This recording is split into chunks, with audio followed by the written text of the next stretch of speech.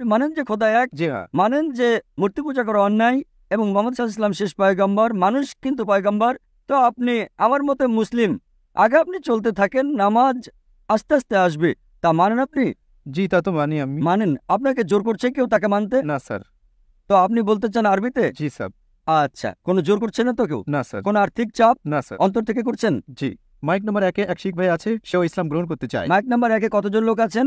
2 জন। আর 2 mic জন। Number 1-এ একজন শিখ। আসসালামু আলাইকুম ওয়া রাহমাতুল্লাহি ওয়া বারাকাতুহু। সম্মানিত শ্রোতা মণ্ডলী, সকলে কেমন আছেন? আশা করছি আল্লাহর রহমত ও দয়ায় ভালো আছেন।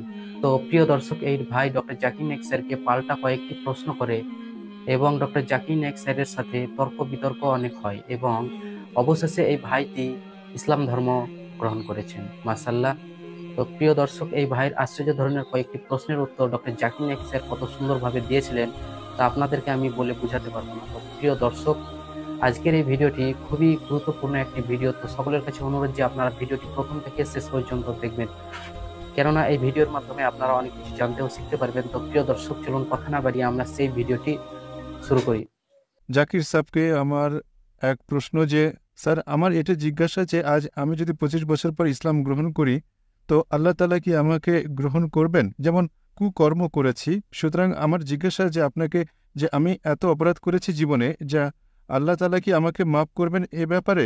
বললেন যে আপনার বয়স এখন 25 বছরে আপনি অনেক ভুল কাজ করেছেন, অন্যায় কাজ করেছেন। এখন যদি ইসলাম ধর্ম কবুল করেন তাহলে আল্লাহ তাআলা কি আপনাকে মাফ করবেন?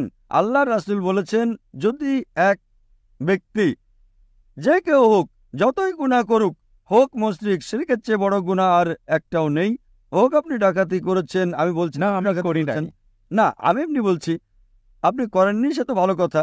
যদি আপনি করেও থাকেন, চুরি করেন না, যদি করতেন বা যত বড় গুনাহই করতেন, ডাকাতি করেন, চুরি করেন, ব্যভিচারী করেন, যাই করেন, আপনি করেননি, যে গুনাহই করেছেন এর চেয়ে ছোট হবে, তা করে ফেলতেন। এবং আজ যদি আপনার জ্ঞানে আসে যে সেটা ভুল, আপনি ঈমান আনেন যে খোদা এক, তিনি ছাড়া কোনো মাবুদ নেই, মুহাম্মদ সাল্লাল্লাহু আলাইহি সাল্লাম শেষ পয়গম্বর, আজ আমাদের রাসূল বলেন যেন আপনি আজই জন্ম নিলেন, সকল গুনাহ মাফ। আমি কিন্তু বলতে পারি না এটা, আমি 45 বছর যাবৎ মুসলমান। জি আচ্ছা। আগে ভাই নামে মুসলিম ছিলাম, 21-22 বছর ধরে চর্চা করছি। এখন তো আমি নিজের বিশ্বাস হয়েছে, আমার আশা যে আমি মুসলিম। তা সত্ত্বেও আমিও ছোটখাটো ভুল করে থাকি। দোয়া করি যেন আল্লাহ তাআলা মাফ করেন, হোক ছোট ভুল বা বড় ভুল। আপনি যদি আজ সাক্ষ্য দেন, আপনি আমার চেয়ে ভালো হবেন। তারপর আবার ভিন্ন কথা, যদি আজ সাক্ষ্য দেন তো আল্লাহর রাসূল বলেন মুহাম্মদ সাল্লাল্লাহু আলাইহি সাল্লাম, যে ব্যক্তি সাক্ষ্য দেয় তার পিছনের সমস্ত গুনাহ মাফ, একেবারে পরিষ্কার, আপনি একেবারে মুক্ত। জি সাহেব, আপনার এক আলোচনা শুনেছি আমি, যাতে আপনি বলেছেন যে এক হিন্দু যে হয়ে থাকে তাদের এক ঋগ্বেদে আছে যে অন্তিম সংস্কার, এক প্রকার সংস্কার, যাতে বলা হয়েছে যে যখন হিন্দু মরে তো সে শেষ সময় আশহাদু আল্লাহ ইলাহা মুহাম্মদ রাসূলুল্লাহ সে সংস্কৃতেও কিছু বলে ওই বিষয়েই। তো সাহেব আমার এটা প্রশ্ন যে মানুষ যখন মরে তার জীবনের শেষ মুহূর্তে সে যদি সেই সময় আল্লাহ তাআলাকে স্বীকার করে তো আল্লাহ তাআলা ওই সময় তার ইসলাম কবুল করবেন, কিংবা আল্লাহ তাআলা মেনে নেবেন যে সে ইসলামের ব্যক্তি?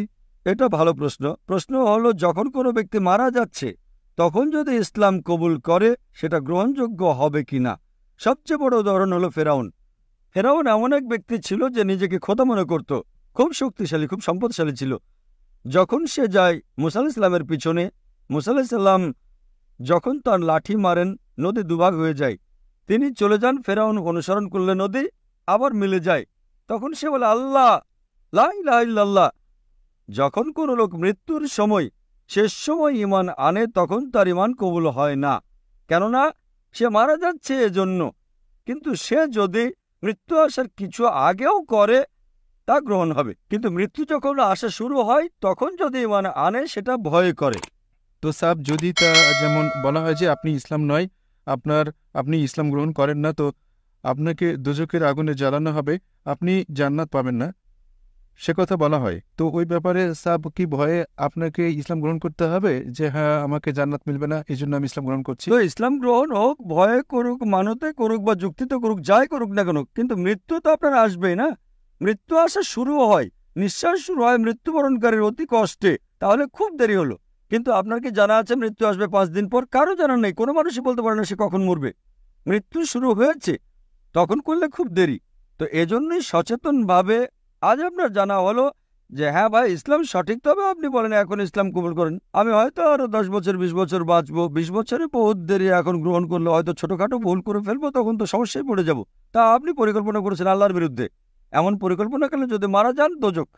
তার চেয়ে ভালো ইসলাম কবুল করেন, মেনে নেন, ছোটখাটো ভুল মাপ চান, মাফ করবেন আল্লাহ। আপনি আছে। বুঝছেন তো?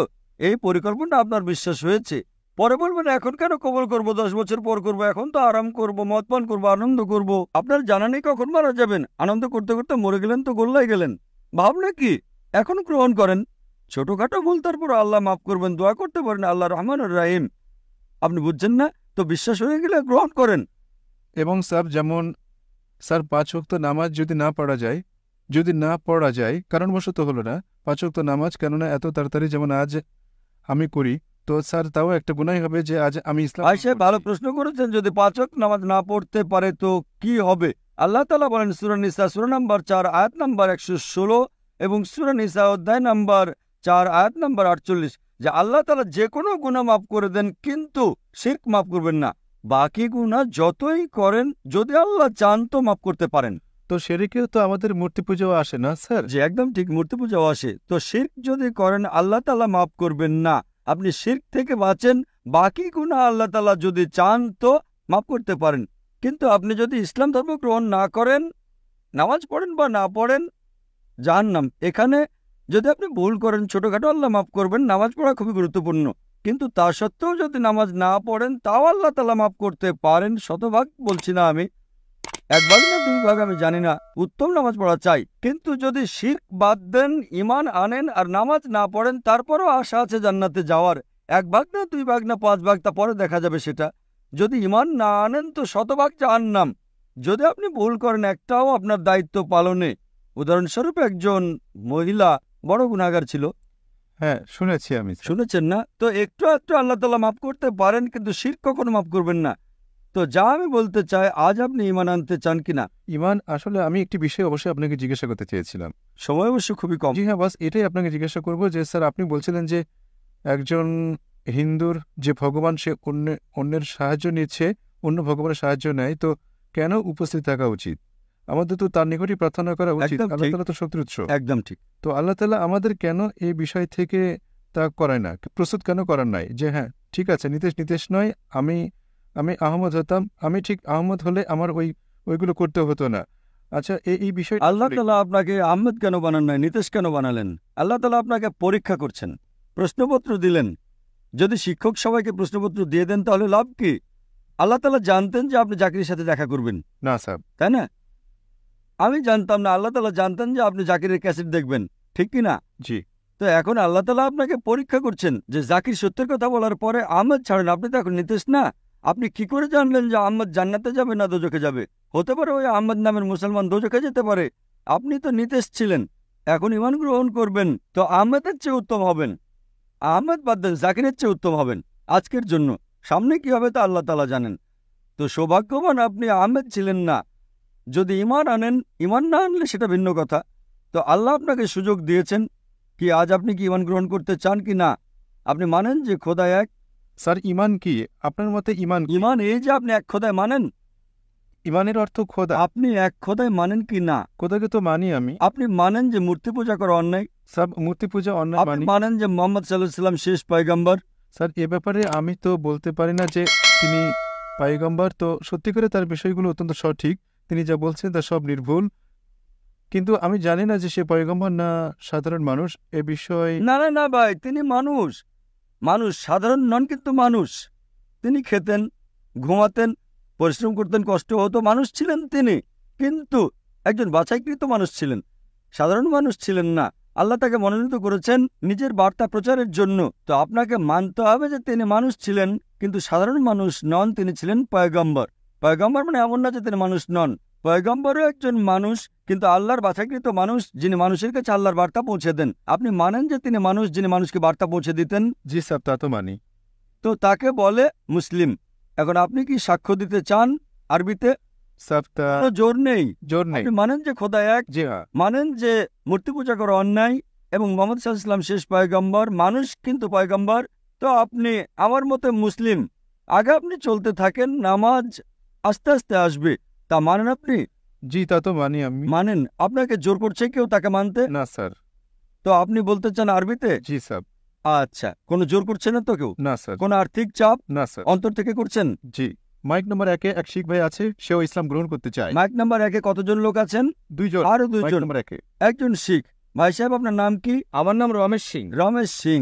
আপনি কি মানেন যে খোদা এক? নিশ্চয়ই নিশ্চয়ই। আপনি আমার মানেন যখন জানা হলো, আমিও আমাদের গুরুদুয়ারে গেলাম এবং ভাই সাহেবকে প্রশ্নও করেছি যে আমরা শহীদ হয়ে যখন আমরা মারা যাই, মরার পর পোড়ানো হয় এবং তারপর আবার সব এলোমেলো হয়ে যায়, তাকে নিয়ে গিয়ে আবার পানিতে ভাসিয়ে দেয়া হয়, তো তারপর তা জোড়া হয় না। এবং আমি আপনাদের দেখেছি যে আপনারা দাফন করেন, 5 বছর 25 বছর পরেও যদি তাকে বের করা হয় তো আবার সে হাড়গোড় জোড়া হয়। আমার কাছে বিষয়টি অনেক অনেক ভালো লেগেছে। আল্লাহ তাআলা জোড়া দেন। আল্লাহ তাআলা কোরআনে বলেন, হাড়গোড় ছাড়ো, আমি তোমাদের আঙ্গুলের দাগকেও মিলিয়ে দিই। আল্লাহ তাআলা করতে পারেন। আপনি মানেন খোদা এক? নিশ্চয়ই আপনি নিশ্চয়ই। মানেন যে মূর্তি পূজা অন্যায়? অন্যায়। আপনি মানেন মুহাম্মদ সাল্লাল্লাহু আলাইহি ওয়াসাল্লাম শেষ পয়গম্বর? নিশ্চয়ই নিশ্চয়ই। আপনাকে কেউ কি শক্তি বল প্রয়োগ করছে ইসলাম গ্রহণ করতে? না না, কোনো চাপ? আগে করতো কিন্তু এখন কেউই করে না। আচ্ছা, মাইক নাম্বার 5-এ কোনো অমুসলিম ভাই মুসলিম হতে চান? সালাম আলাইকুম। ওয়ালাইকুম আসসালাম ওয়া রাহমাতুল্লাহি ওয়া বারাকাতুহু। আমার নাম রাজেশ কুমার। আমি 5 বছর ধরে রোজা রাখছি। 5 বছর ধরে? মাশাআল্লাহ। তারপর হলো কি, একদিন আমি রোজা রাখি, তো এক মুসলমান ভাই বলেন যে যদি আমার সাথে ইফতার করেন তো আপনার রোজা হবে না। সে একেবারে ভুল বলেছে।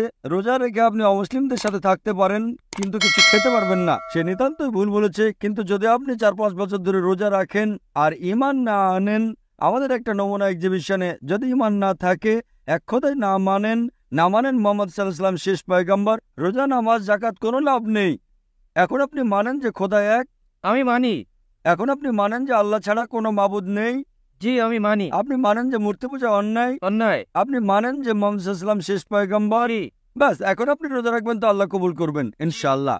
আমার হাতের উপর একটা হনুমানের ছবি আছে, আচ্ছা, তা যদি থাকে তো আমার নামাজ হবে কি হবে না? আপনি কি ছবিকে এখনো ঈশ্বর মানেন? না, মানি না। আপনি মানেন না। যদি আপনি না মানেন তো চেষ্টা করেন তাকে উঠিয়ে ফেলতে। যদি ওঠাতে না পারেন তো আপনি তো অজ্ঞতায় ছিলেন, আল্লাহ তাআলা এখন আপনাকে মাফ করে দেবেন। যদিও আপনি অজ্ঞতায় ছিলেন, এখন তো মানেন না যে সে ঈশ্বর। উঠাতে পারলে উঠিয়ে ফেলেন। এখন তো সার্জারিও অনেক উন্নত হয়েছে, আমিও ডাক্তার, উঠানোই সহজ, উঠানো যেতে পারে। যদি উঠে ফেলেন ভালো আপনার জন্যই, আর না পারেন তো আল্লাহ তাআলা আপনাকে দোষারোপ করবেন না। মাশাআল্লাহ, এক শিখ ভাই আছেন, আরেক ভাই এখানে, পিছনে এক ভাই, এরা 3 জন ইসলাম গ্রহণ করতে চান। আপনাদের কেউ কেউ বল প্রয়োগ করছে ভাই সাহেব? না, আপনারা অন্তর দিয়ে গ্রহণ করতে চান তো ইনশাআল্লাহ আমি আরবিতে বলবো, আপনারা 3 জন আমার সাথে বলতে পারেন এবং তারপর ইনশাআল্লাহ আমরা সামনের দিকে এগিয়ে যাব। আমি আরবিতে বলছি, আপনারা বলেন।